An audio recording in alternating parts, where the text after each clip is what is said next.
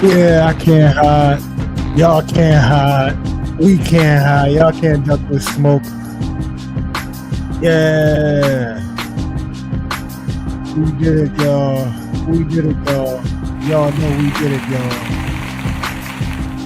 You know what I'm saying? No, we need a little more. We need a little more. Don't stop. Don't stop. Don't stop. Don't stop.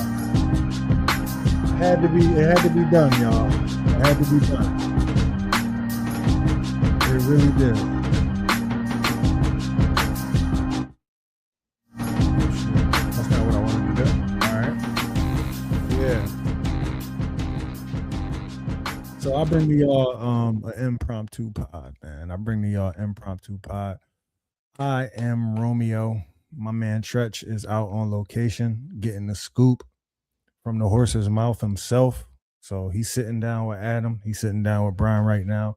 And he's gonna bring the story back for us so we can you know what I'm saying, present it to you the right way. But at the same time, I had to react because, like I said in the description for the video, nobody else is talking about this right now. So I have to cover it. You know what I'm saying? LeBron is a Sixer. Let it not be under. All right, first off, this is not another edition of the Tretch and Romeo News Podcast. This is not another edition of that. This is just Romeo popping up on the scene just because y'all need it. Anyway, like I said, Bron is a Sixer. Y'all knew it was going to happen. I knew it was going to happen. Tretch knew it was going to happen. He called it. He said it a million times. My niggas done won money off of this shit. Like, it's been so obvious. I almost kind of feel like an asshole just a little bit because I definitely spent like 10 minutes yesterday on my other podcast talking about how Miami was like the perfect fit. But I'm getting a little ahead of myself. Y'all know me, right? Okay, so basically, here's how it went down, right? I'm at work, you know what I'm saying? I'm chilling at the gig. So, I ain't looking at my phone or whatever. Like, that's not something that I'm in the habit of doing. There's some people who do that, but I'm not one of those people. So I'm not looking at my phone at work. So time is going by, I pop outside to go smoke a stove. You know what I mean? So I'm smoking a stove.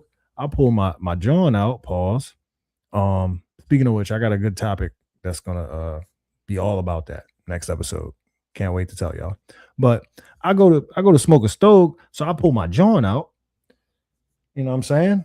I see it. I go to Twitter because I'm checking the notifications because we be putting work in. You know what I'm saying? A whole bunch of people be hating on us and shit. But I go to Twitter and I see the fucking notification. I see LeBron James has signed a deal with Philadelphia. And immediately I'm just like, how the fuck do you spell Charania? Like, what's the is it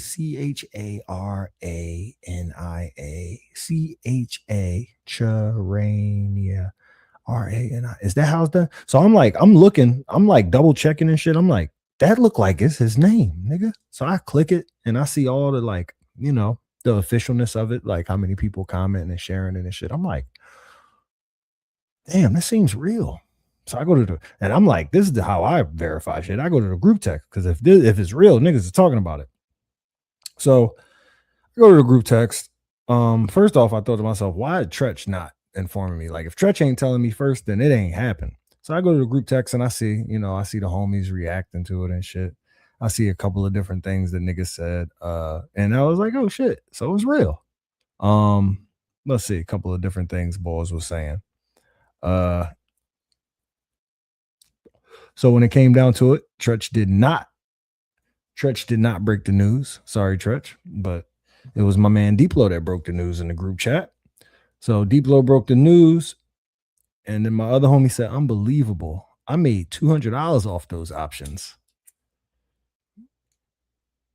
That's big money right there. Not that that's big money, but I'm just saying that's crazy. That's crazy. I could go on an hour over that just alone, but that ain't the point. That's not why we're here, guys. Anyway, one man goes, yeah, I made $200 over those options. He shared the pictures or whatever. And then my one man said, yo, that heat leak was a pump fake. And then I said, it's finally over. And then, nigga said, now we going to enter a new level of hell or a new purgatory. And then, that was it. That was our reaction. It was pretty. I feel like the fucking group chat sold me. There was so much hype for this shit. That was very anticlimactic. Like after that, niggas just shared something about Contavious Caldwell Pope, and that was it. That was all we had to say about it. So it's actually funny. It's actually funny how much of a non thing that this thing turned out to be once it finally became a thing. It's ironic. So anyway, I'm like, all right, the group chat sold me. That is what it is. It's cool. Um, but like I said, we all knew it. A whole bunch of people, like once the Warriors was out of it, I remember when they announced it, uh it was like Warriors, Cavs, and then it was it. And niggas was like, ooh, Miami might be on the table, right? And but Miami was like a distant, you know what I'm saying? But it was really Warriors, Cavs. And then all of a sudden one day niggas was like, oh, Mike Gansey called Bron. So Philly is on the table. And that was after we got Jalen. Once we got Jalen, we was on the table. And then 2 days after that, fucking Warriors wasn't on the table. And once that happened, I was like, oh, I know it. I know it. This is definitely, he's not going back to Cleveland. And then, especially with James, dog, they just paid James. No way he's going back to Cleveland with James. And they paid Donovan. They paid the shit out of Donovan. No way he's going back to fucking Cleveland with James and Donovan, for God's sake. So I was confident, once the Warriors was out, I was like, all right, we got this shit.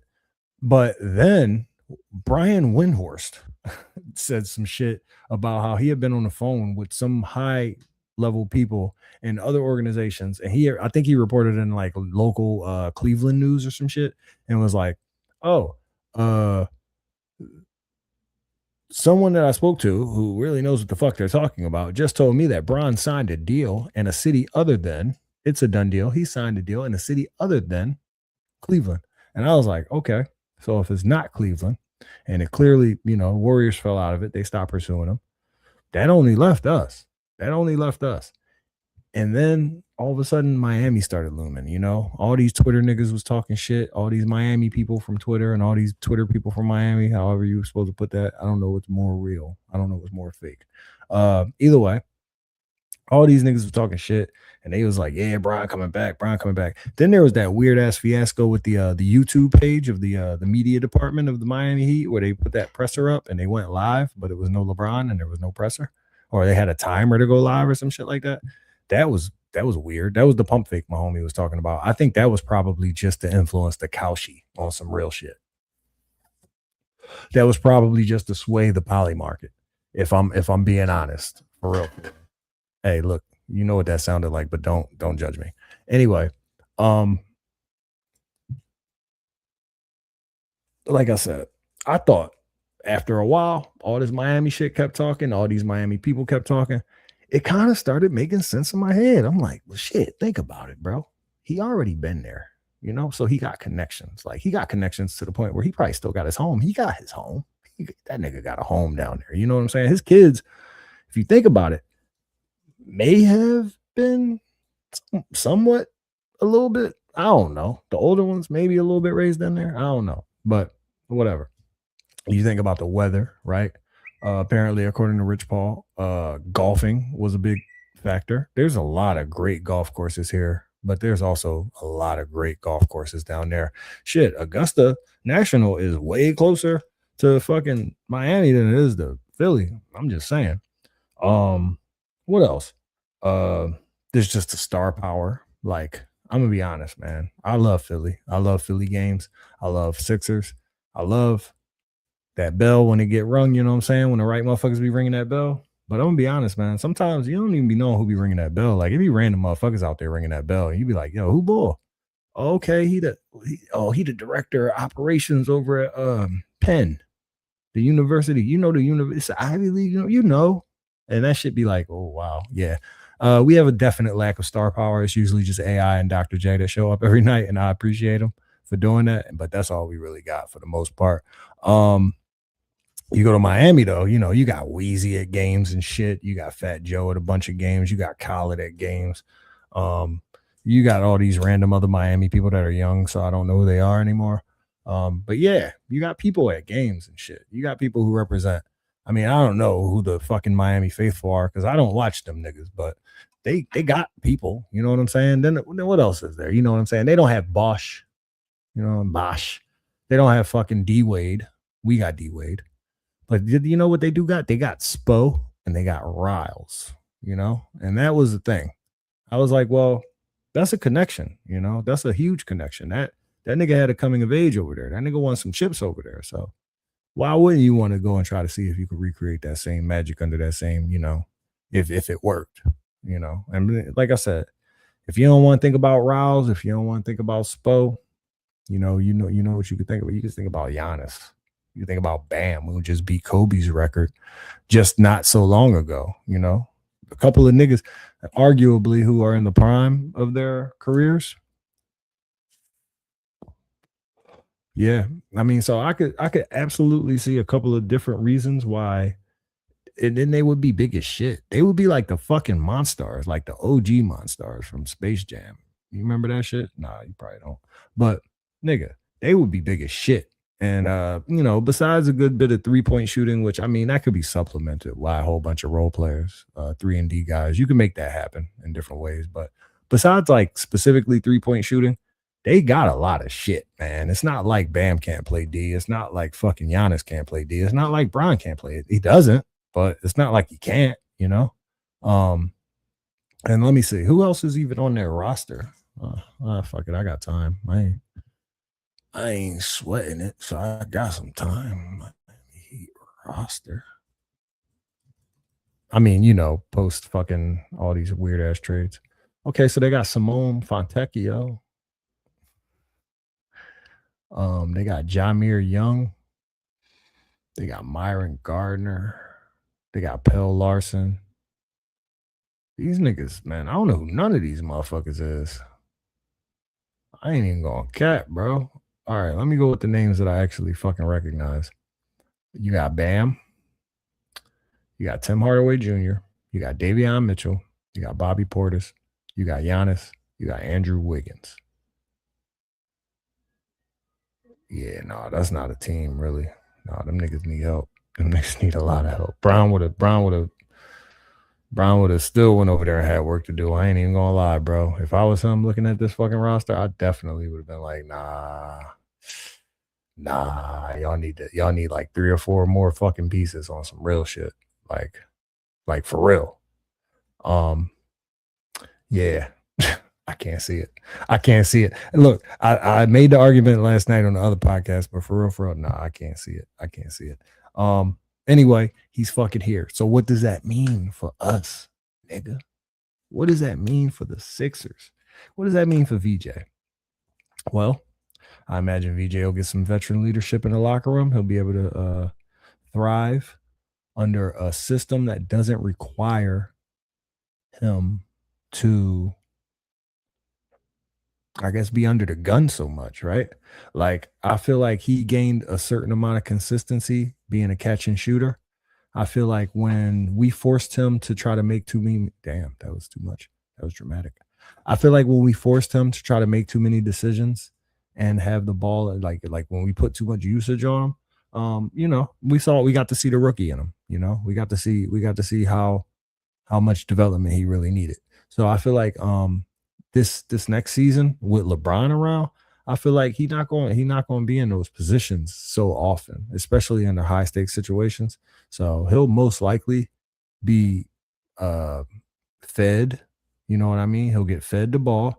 He'll probably be put in really, really good situations as far as matchups are concerned, since we have Jalen and Joe and Maxey and Bron. Like, god damn, bro, this shit is fucked up, bro. Like, I don't even know what that shit gonna look like. But yeah, VJ's obviously gonna have very favorable matchups. So I look forward to that. On the defensive end, he'll actually be able to probably shine, just in the sense that he'll only ever be playing a fucking 1 or a 2 at this point. I don't like, you got Jalen. Yeah, that's all I gotta say.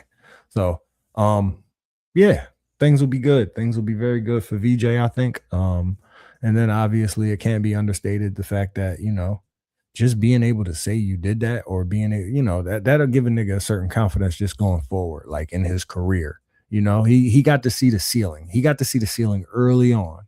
And that's good. That's very good because you have something one to aspire to, and then two to try to beat. You get to see how likely or how possible it may or may not be, right? Up close.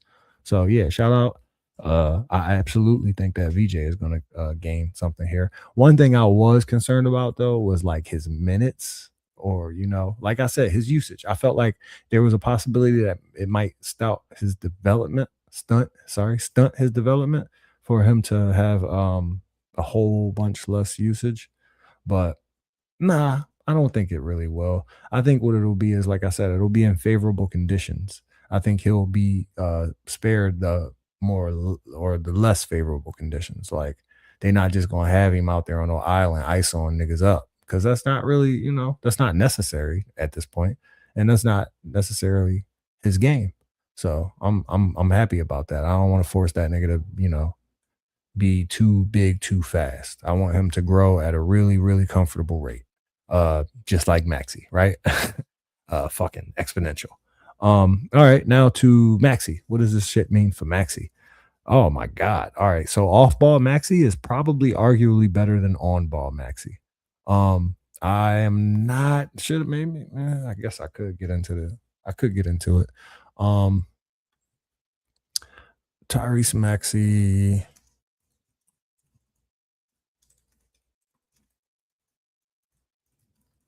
See, I could have came prepped with this, but it's okay.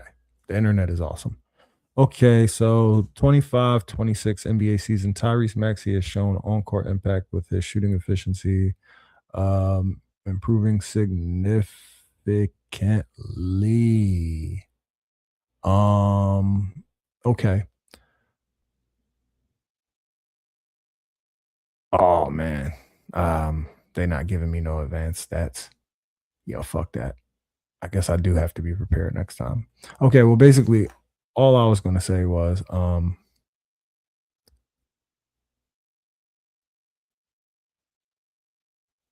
Maxi, when he is not forced to be your number one option, is actually a better 3-point shooter and a better overall shooter.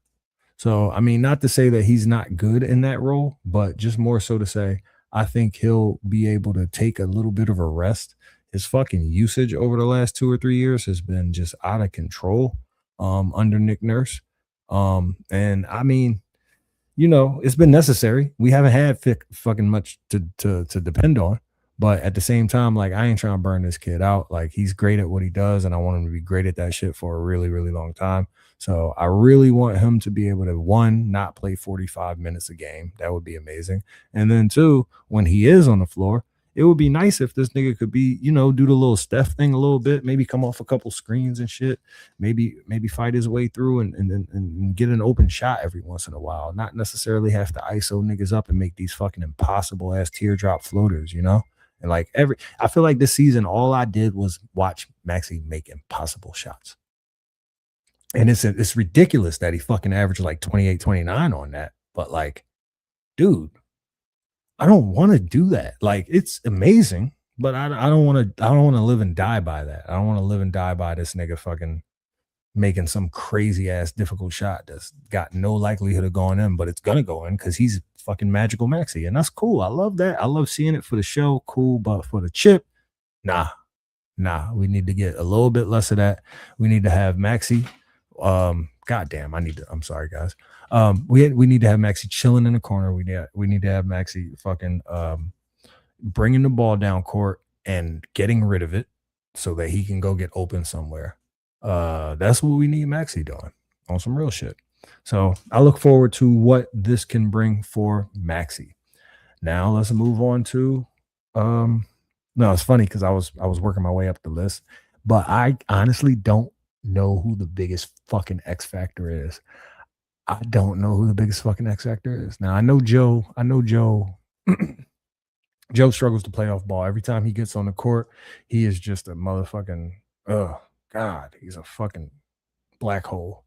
All that motherfucker does is just grab the ball, try to back a nigga down, shimmy shake, tween, hezzy, 2 or 3 pump fakes, maybe a rip through. If he can catch the foul that way, he'll do it. But if not, elbow jumper, low elbow fade. And you know what? When it's working, it's working. When it's good, it's good. But man, I just don't, like it takes too long to get that shit off. Like I want niggas to be able to score the ball quickly. Like Maxi is the fastest nigga in the league. So the fact that Maxi has to pass the ball to Joe and then wait like a good 8, 9 seconds for Joe to actually throw the fucking ball at the rim. Nah, man, that's not what we on. That's not what we trying to do. So uh I think that Bron, hopefully, hopefully he can get through to this nigga like in a reasonable fashion, like logically. Because Joel, I mean, whether motherfuckers want to believe it or not, and I don't know about y'all motherfuckers. Y'all my people. So y'all fans of the game, y'all fans of logic and reason. Y'all understand. But most motherfuckers out here, they think that Embiid has absolutely no skills that'll last in the long run. They think that this motherfucker will be out of here this year or next year. And that could happen. I'm not gonna skirt that possibility. But what I would rather say is his skills that could actually help his career transcend the next 3 to 5 years, or at least the duration of that contract, I believe is that elbow jumper. I think he could develop that elbow jumper to be the most dangerous weapon in the league, in a sense. Only in the sense that he has to get that shit off quicker. And if he's already set, like he's basically like a center, right? Who has to, like, you know how niggas be sealing and fighting to go and get that space in the paint? Well, he's fashioned it into a way where he doesn't have to fight to get into the paint. All he has to do is touch the paint and he's fucking automatic. So if that shot can keep being that shot, like I know that it can, and if motherfuckers can feed that, and if he can make a valiant effort at getting that bitch up within about 3 to 4 seconds while still foul baiting the way that he does, nigga, I'm with it. I think that nigga can continue to play and be great. And what could LeBron help him do for that? Well, LeBron could take a whole lot of attention away from him. LeBron could also maybe feed him while he's a little bit deeper in the paint. I'm not sure how that would work. Um, if because this nigga still would have to seal, he would still have to fucking fight. Um, or maybe LeBron just gets him traded for AD. I don't know. I sincerely do not know. So that's the crazy part. That right there is the X factor for me. Seeing LeBron and Joe play together is fucking. I can't even conceive of it. Jalen Brown, I don't think Jalen Brown will have to do very much adjusting at all, because if you really think about it, Jalen's played with Jason his entire career. So he's always had someone that he could readily defer to if need be. Not that he ever chose to, at least that I didn't see. But he's always had somebody that he could, like, basically chalk it up and go, all right, motherfucker, time for you to do your part. Maxi, there's been very many times where he hasn't had that. VJ's still young. Joe, there's been very many times where he hasn't had that. So, there's times where these guys could get the ball and go, yo, this is all me right now. Like, there's nobody else on the fucking floor but me.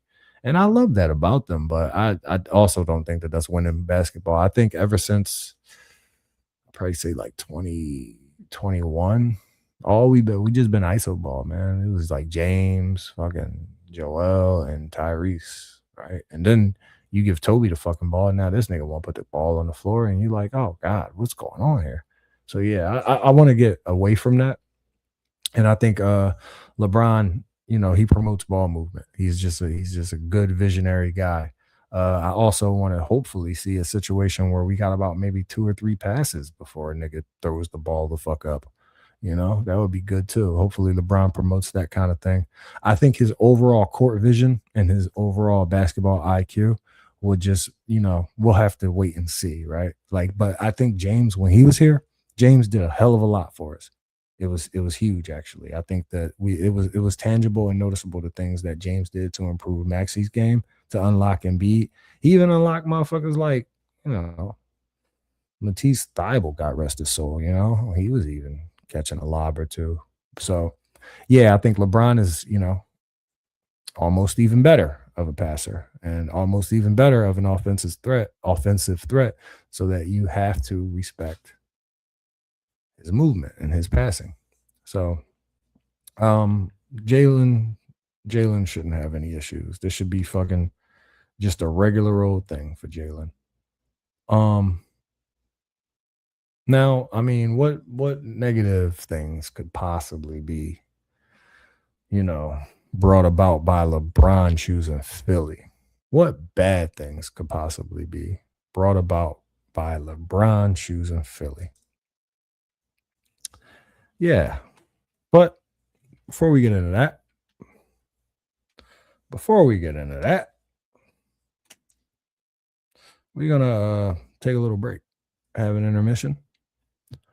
I appreciate you guys for joining me, and I'm going to try my best to get this music on and take a short break.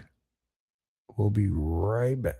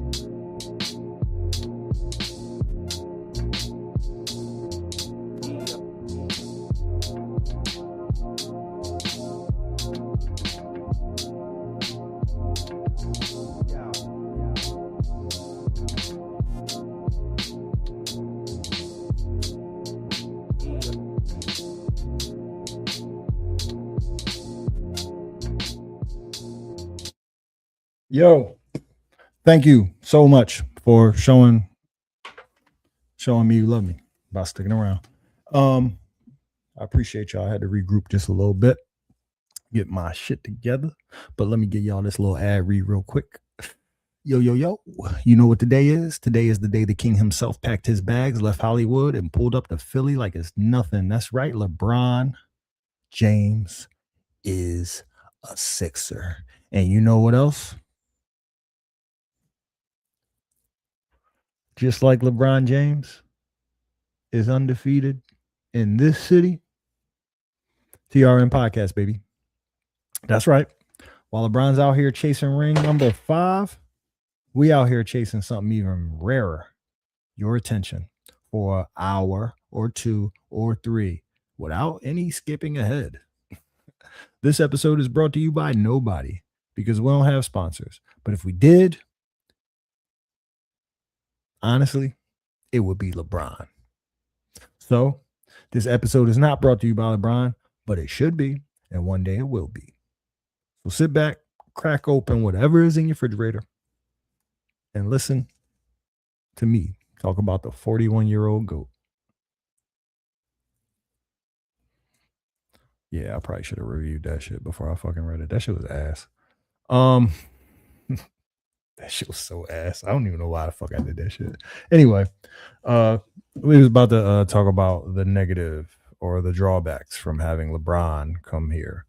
I honestly, I think one of the biggest things is just going to be the scrutiny, the media scrutiny from all the national guys. You know, the fuckers that I hate, the Stephen A's and the Cowherds and the fucking Skips and the fucking, even though those fuckers aren't even mainstream anymore.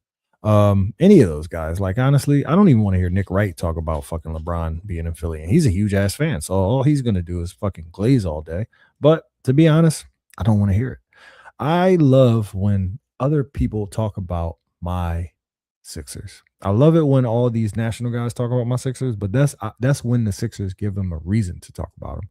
I don't want to. I don't want to hear those guys talk about the Sixers on and fucking like week 12, like game 16 on a Tuesday night. I don't want to hear that. I got true fans that I would listen to hear shit like that. Matter of fact, I would talk about that shit myself and have people listen to me. You know what I'm saying? I'm just playing. But realistically though, I sincerely don't like hearing, like, it's kind of like when you get one of those national coverage games, right? And you got fucking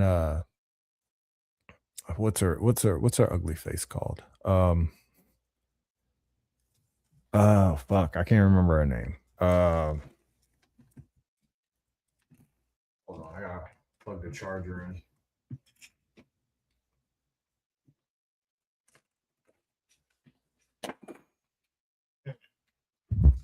I guess that was for two of this, because I remembered.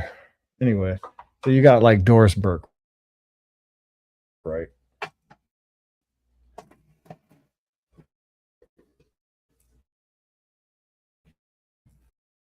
You got Doris Burke trying to explain who the guy the basketball before he passed board on the fast break.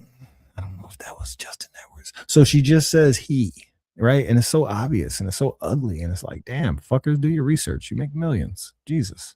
Yeah, I don't like watching shit like that. That shit actually disappoints me. So yeah, we're gonna get a lot more of that, a lot more media scrutiny. We're gonna get a lot more people like Windhorst and these fucking NBA insiders, Ramona Shelburne and all of that, talking about our city, talking about our players. Given that Jalen is the kind of player that Jalen is, given LeBron is the kind of player that LeBron is, and by that I mean these guys, they have their own platforms, they do their own media. Given that they're the way they are, all these national media guys do is they speculate or they watch their personal media and they try to detract from that. You know what I mean? They literally put out a false narrative despite what these guys are actually. So, and that's probably going to be frustrating to watch. I mean, we'll see. We'll see how that plays out. Another thing that I think might be slightly negative is, well, Embiid is probably gone. Like, to be honest, okay, you guys ever heard of the GM? LeBron has a big reputation mainly because he has a big history of building his own rosters. That is not an idea I made up. Y'all niggas know that. I feel like that's pretty much common. I think a lot of people know that that's what he does. I feel like people expect that of him. I feel like when things happen on the roster of a team that he's on, everybody goes, "Why would LeBron do that?" You know. So I think it's almost, like I think it's almost pretty much an established fact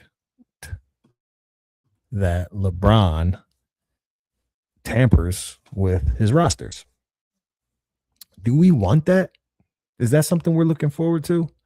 I mean, Gansey, I remember Gansey. Oh, yeah, I ain't even talk about the Gansey thing, how we knew because of Gansey, bro. I listened to Gansey's opening press conference, and it was already like, oh, this nigga cool. Okay, this bull cool. This bull real cool. Like this bull don't see no pressure. This bull just he out here just being. You know what I mean? And he's a handsome guy. He's a well spoken guy. He's tall. You know what I mean? Like he's confident.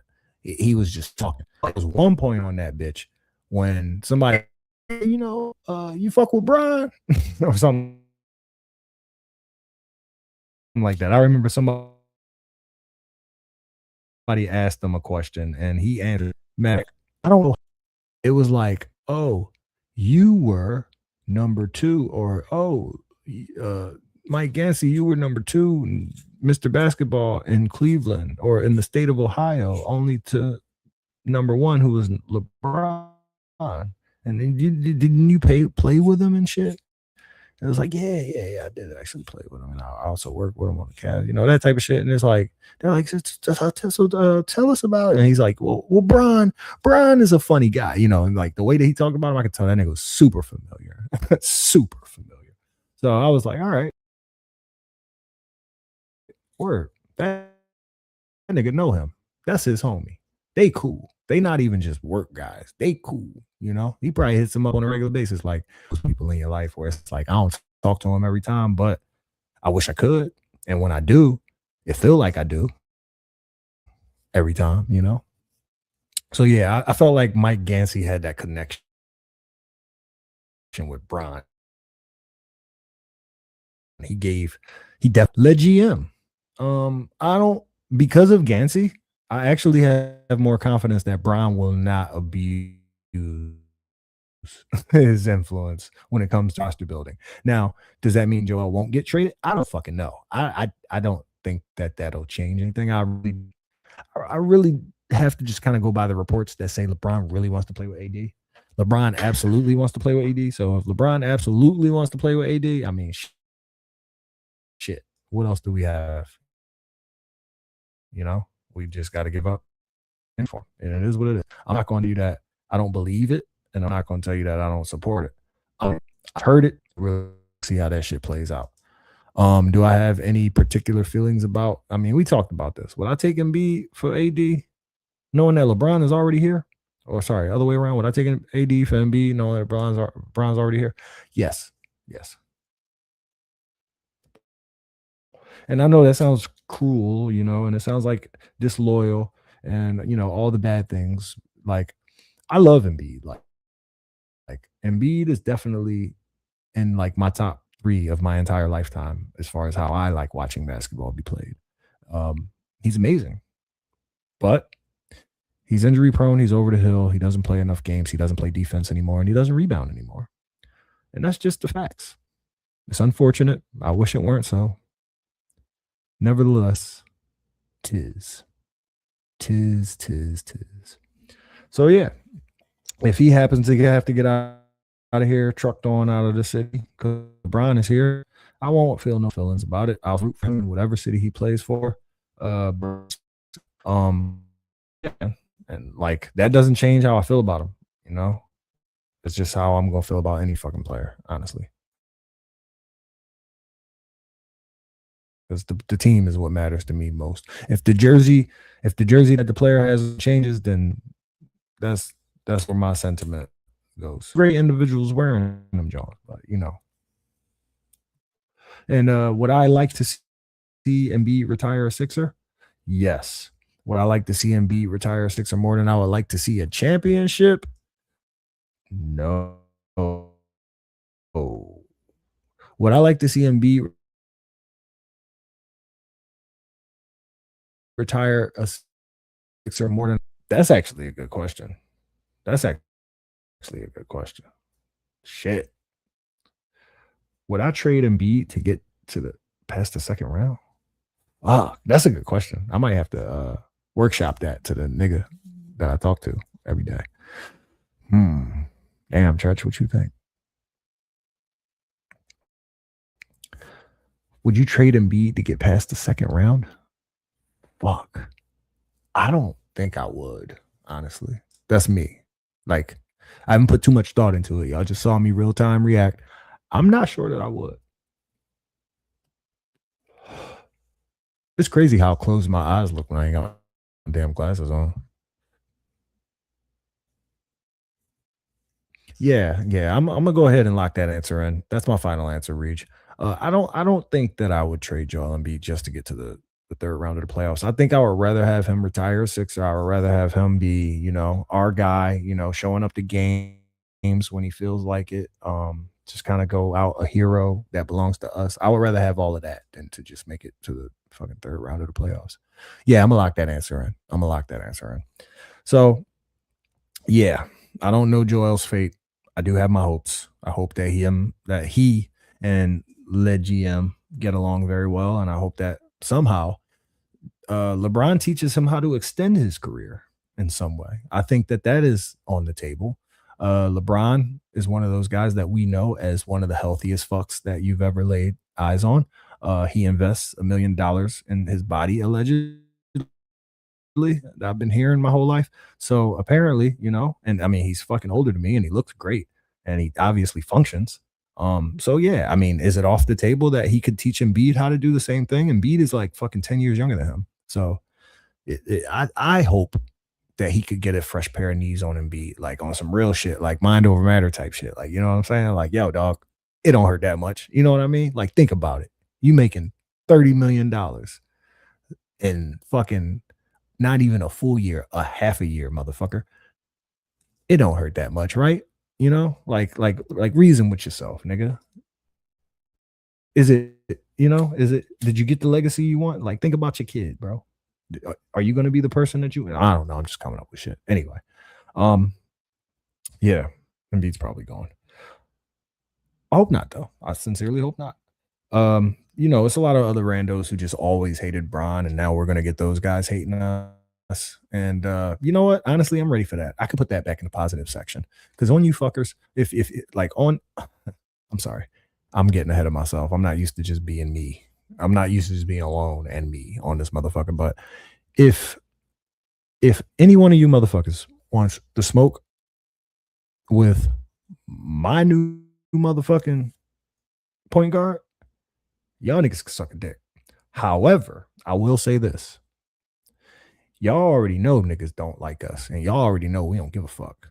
So if y'all direct any of that hate over in this direction, whether Bron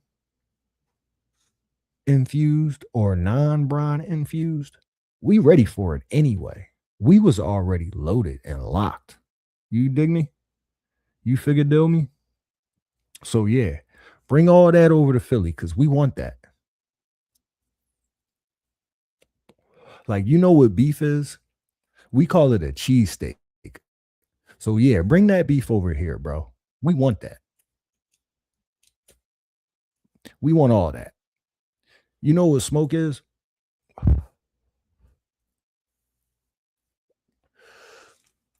I know what smoke is. We want all of that. Give us all of that. So yeah, honestly, I think that's a great note to end on. I think that's an interesting conclusion. I appreciate y'all for coming through, checking the boy out. I mean, I apologize the other boy couldn't make it, but he'll be here next time, man. You'll get to see his pretty light skinned face soon enough. I promise. Um, but I'll be good. Y'all keep an eye out on these national media niggas because the hating's going real fast, and I want you to hold these niggas accountable. And niggas like me, we gonna be here for you. You know what I'm saying? We gonna be here every game, every fucking roster move, every trade, every nigga that go down to the G League. every fucking back to back, every road trip. We gonna be here. So until then, y'all, I love y'all, and let's make medicine. Peace.